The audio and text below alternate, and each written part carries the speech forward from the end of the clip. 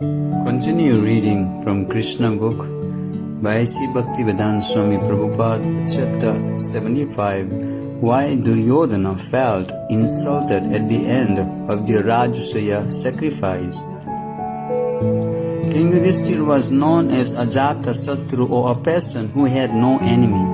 Therefore, when all the men, demigods, kings, sages and saints saw the successful termination of the Rajasuya Yajna performed by King Yudhishthira, they were very happy. That Duryodhana alone was unhappy was astonishing to Maharaj Parikshit, and therefore he requested Sukadeva Goswami to explain this. Sukadeva Goswami said, "My dear King Parikshit, your grandfather King Yudhishthira was a great soul. His congenial disposition attracted everyone to be his friend, and therefore he was known as Ajata Satru, one who never created an enemy. He engaged all the members of the Kuru dynasty in taking charge of different departments for the management of the Rajasuya sacrifice. For example, Bhimsena was put in charge of the kitchen department, Duryodhana in charge of the treasury department, Sahadev in charge of the reception department, Nakula in charge of the supplies department, and Arjuna in charge of looking after the comforts of the elderly persons."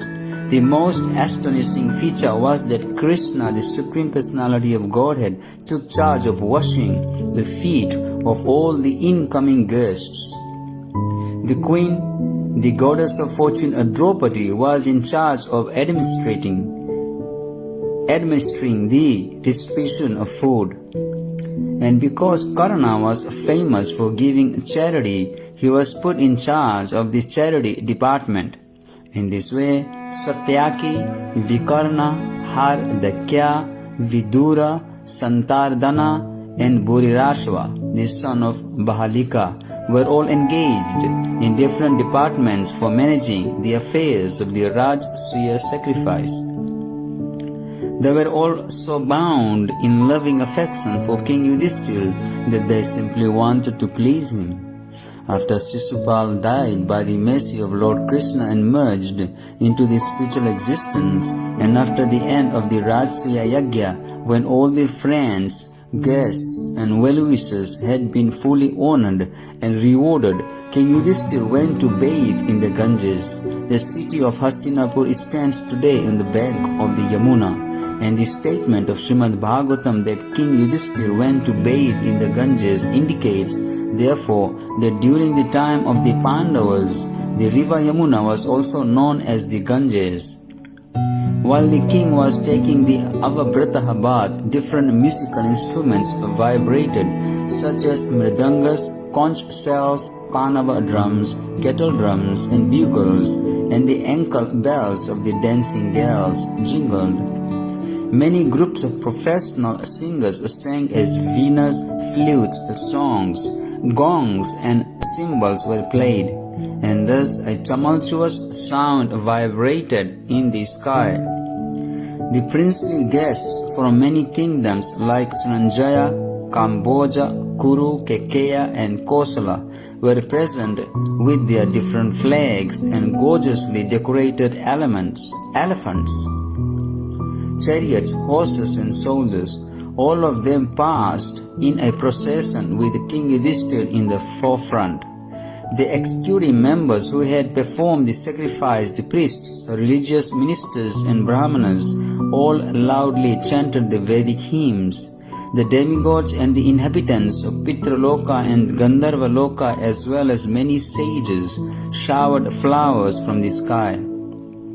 The men and women of Hastinapur or Indraprastha, their bodies smeared with scents and floral oils, were nicely dressed in colorful garments and decorated with garlands, jewels, and ornaments. Enjoying the ceremony, they threw on one another liquid substances like water, oil, milk, butter, and yogurt. Some of even smeared these on each other's bodies. In this way they enjoyed the occasion. The professional prostitutes jubilantly smeared these liquid substances on the bodies of the men, and the men reciprocated in the same way. All the liquid substances had been mixed with turmeric and saffron, and their color was lustrous yellow.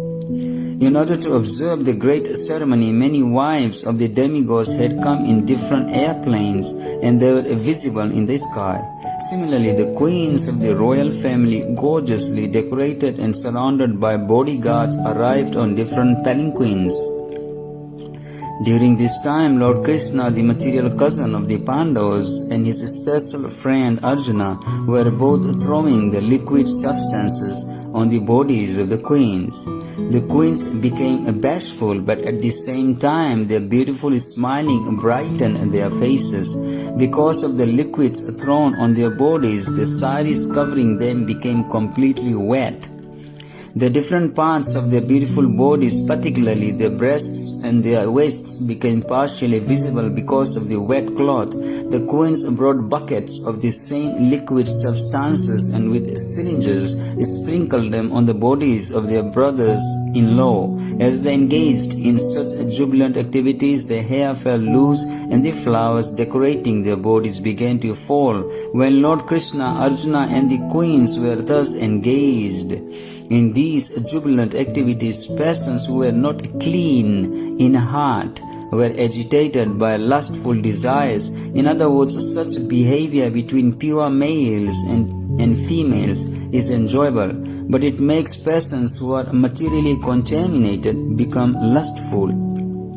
King Yudhishthir, in a gorgeous chariot yoked to excellent horses, was present there along with his queens, including Draupadi, and their features were so beautiful that it appeared as if the great Rajasuya sacrifice were standing there in person. Along with the different functions of the sacrifice, following the Rajasuya sacrifice, there was the Vedic ritualistic duty known as Patni Samagya. This sacrifice, which one performs along with one's wife, was also duly conducted by the priests of King Yudhishthir. As Queen Draupadi and King Yudhishthir were taking their Avabrata bath, the citizens of Hastinapur as well as the demigods began to beat on drums and blow trumpets out of feelings of happiness, and there was a shower of flowers from the sky when the king and the queen finished their bath in the Ganges. All the other citizens, consisting of all the varnas or castes, the Brahmanas, Kshatriyas, Vaishyas and Sudras, took their baths in the Ganges. Bathing in the Ganges is recommended in the Vedic literatures because by such bathing one is freed from all sinful reactions. This is still current in India, especially at particularly auspicious moments. At such times, millions of people bathe in the Ganges. After taking his bath, King Yudhishthir dressed in a new silken cloth and wrapper and decorated himself with valuable jewelry. The king not only dressed himself and decorated himself, but also gave clothing and ornaments to all the priests and the others who had participated in the yajnas. In this way he worshipped them all. He constantly worshipped his friends, his family members, his relatives, his well-wishers and everyone present. And because he was a Vaishnava, a great devotee of Lord Narayana, he knew how to treat everyone well.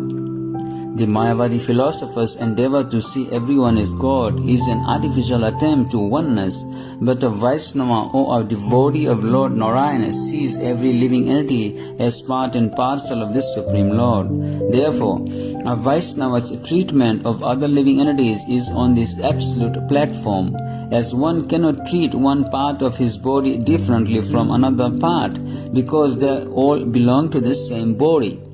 A Vaishnava does not see a human being as distinct from an animal because in both he sees the soul and the supersoul seated together. When everyone was refreshed after bathing and was dressed in silken clothing with jeweled earrings, flower garlands, turbans, long wrappers and pearl necklaces, they looked altogether like the demigods from heaven. This was especially true of the women, who were very nicely dressed. Each wore a golden belt around the waist. They were all smiling with spots of tilaka and curly hair scattered here and there. This combination was very attractive. Those persons who had participated in the Rajsvaya sacrifice, including the most cultured priests, the Brahmanas who had assisted the citizens of all the Varnas, and the kings, demigods, sages, saints, and citizens of Pitraloka, were all very much satisfied by the dealings of King Yudhishthira. And at the end they happily departed for their residences. While returning to their homes, they talked of the dealings of King Yudhishthira, and even after continuous talk of his greatness, they were not satiated. Just as one may drink nectar over and over again and never be satisfied, and after the departure of all the others, Maharaj Yudhishthira restrained the inner circle of his friends, including Lord Krishna, not allowing them to leave. Lord Krishna could not refuse the request of the king. Krishna therefore sent back all the heroes of the Yadu dynasty. Samba and others, all of them returned to Dwarka, and Lord Krishna personally remained to give pleasure to the king. In the material world, everyone has a particular type of desire to be fulfilled, but one is never able to fulfill his desires to his full satisfaction. But King Yudhishthira, because of his unflinching devotion to Krishna, could fulfill all his desires successfully by the performance of the Rajsvaya sacrifice. From the description of the Rajsvaya Yajna, such a function appears to be a great ocean of opulent desires. Such an ocean is not possible for an ordinary man to cross. Nevertheless, by the grace of the Lord Krishna, King Yudhishthira was able to cross it very easily, and thus he became freed from all anxieties.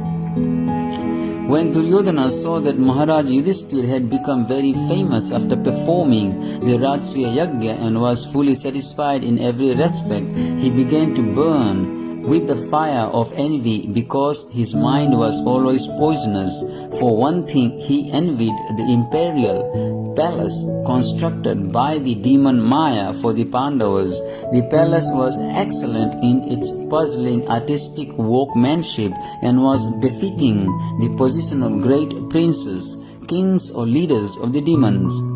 In that great palace, the Pandavas lived with their family members, and Queen Draupadi served her husbands very peacefully. And because in those days Lord Krishna was also there, the palace was very decorated by his thousands of queens. When the queens with their heavy breasts and the thin waists moved within the palace, and their ankle belts rang very melodiously.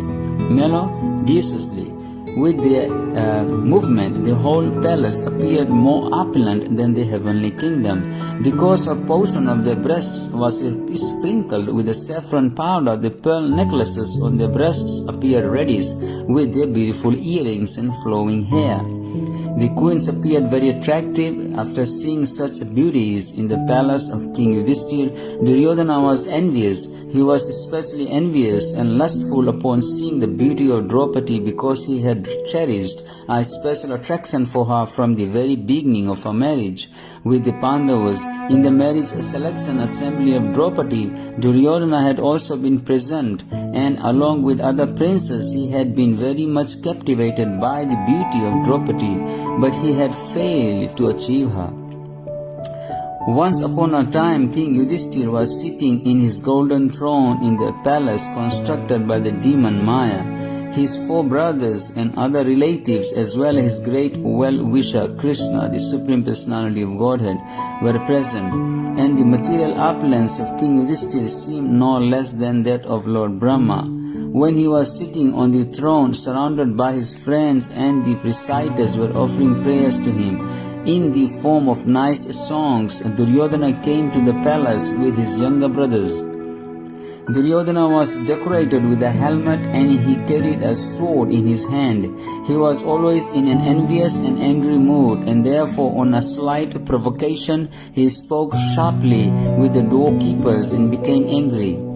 By the craftsmanship of the demon Maya, the palace was so decorated in different places that one who did not know the tricks would consider water to be land and land to be water.